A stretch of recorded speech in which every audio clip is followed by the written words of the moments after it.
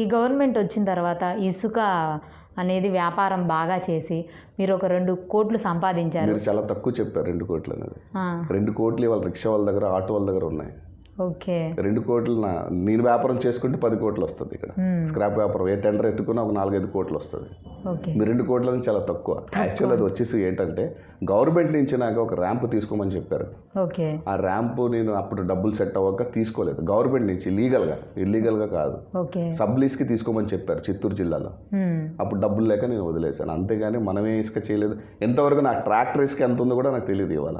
ఛత్తీస్గఢ్ జైల్లో ఒక 15 రోజులు ఉన్నారంట. అసలు ఏం జరిగింది, మీరు ఎందుకు ఉన్నారు? జైలు అంటే జైలు కాదు, స్టేషన్ అని చెప్పండి మీరు.